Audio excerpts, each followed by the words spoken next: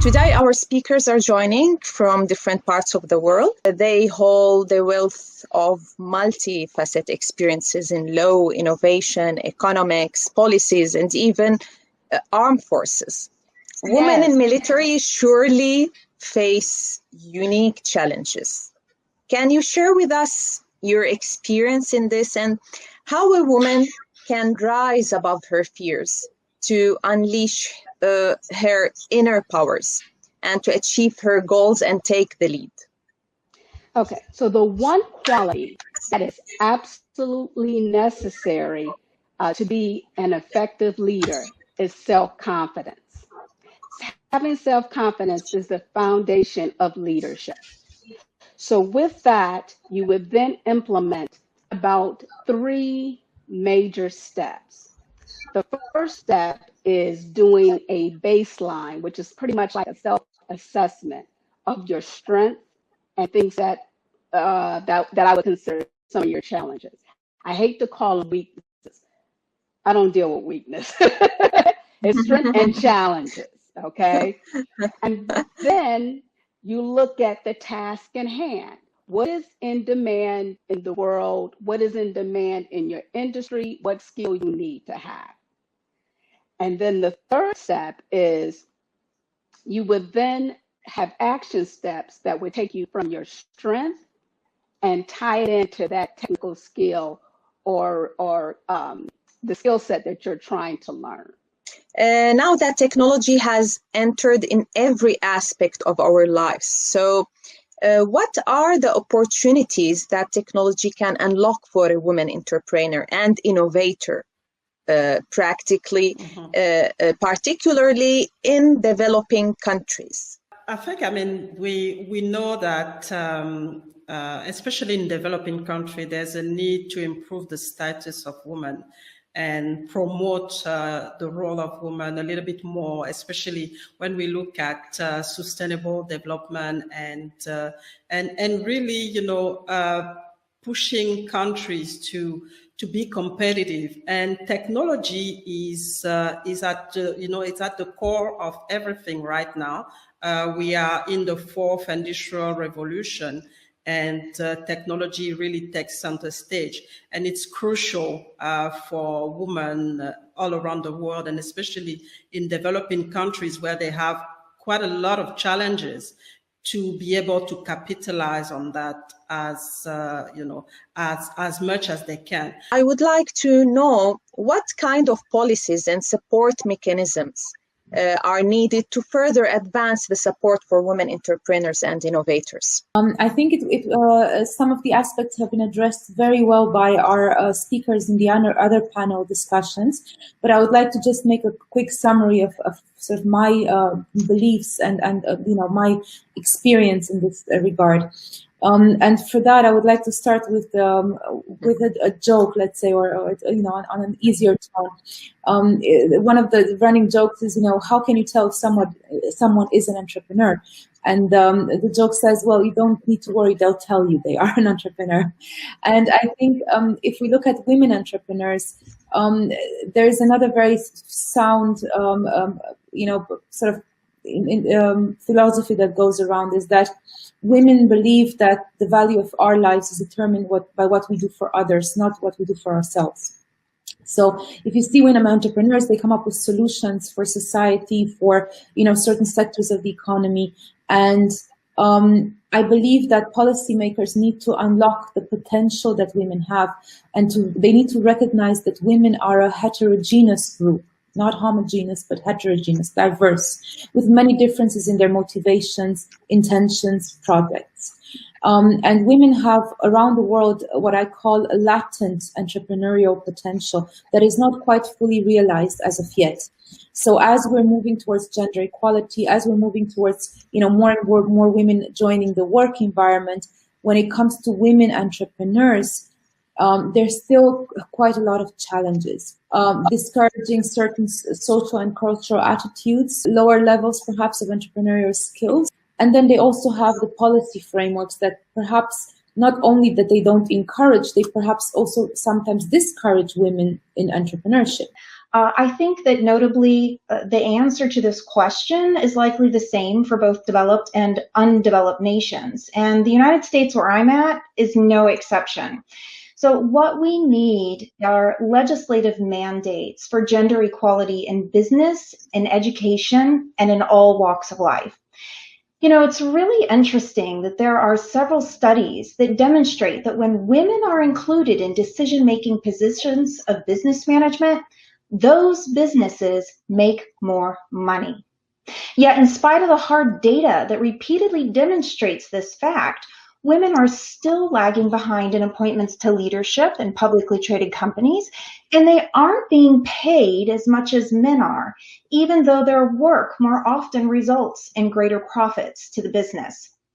The state of California in the United States and the European Union in particular have tackled this problem in some very progressive and encouraging ways.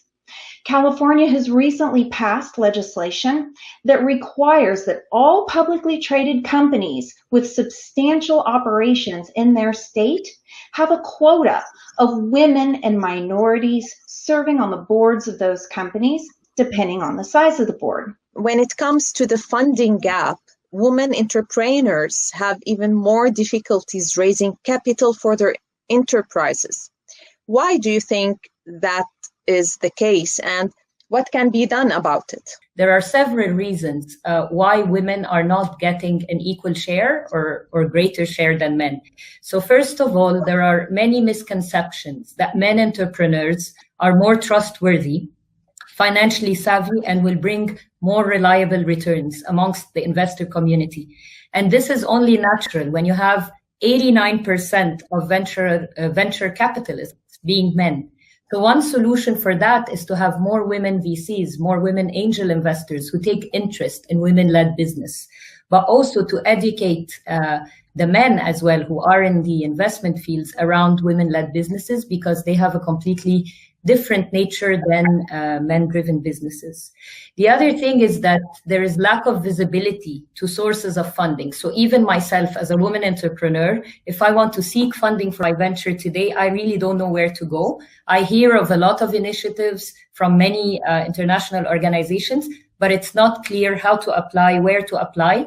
And the available opportunities are usually very limited in funding, so they don't meet the requirements for a tech startup or a startup that would require significant funding. Another issue is that women startups, as someone mentioned earlier, they tend to be smaller. They operate in different sectors that are less capital intensive and less growth oriented. So mainly health, social work, and services. They're more risk averse, locally based, led by young women who want to make a difference. Again, this for investors seems to be looking like a risky deal. Because we were talking about developing countries. Angola, an African country, has more than 40% of adult women engaged in entrepreneurial activities. Whereas in terms of developed countries, you have Chile as the developed country with most female entrepreneurs, standing at 32%. There is also good news from our region, from the GCC, where the share of female entrepreneurs exceeded the male rate. In Saudi Arabia, for example, last year, you had almost 15% women entrepreneurs compared to 13.4% male. The UAE is at almost 13% as well, so it's close to Saudi's leading figures. And unfortunately, if we look at many of the developed nations in Europe, they have very low rates of female entrepreneurs. They're in the single digits, according to studies. So what do these figures tell us? Women obviously are still underrepresented as the population of entrepreneurs. They tend to operate in these smaller, less dynamic businesses than men. And they are likely to operate in the non-capital intensive sectors, such as personnel, services, which have a lower potential for generating a high sustainable income.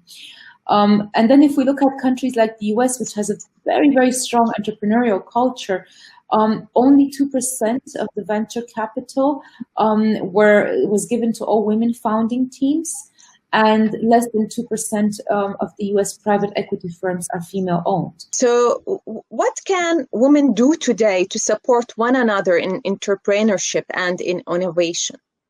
I would say probably the main thing to do is to obtain a mentor. A mentor is a game changer. A mentor is someone you have a trusted relationship with, and that mentor has gone through several battles and several fights and have won. They are a proven success. So a mentor is not your friend.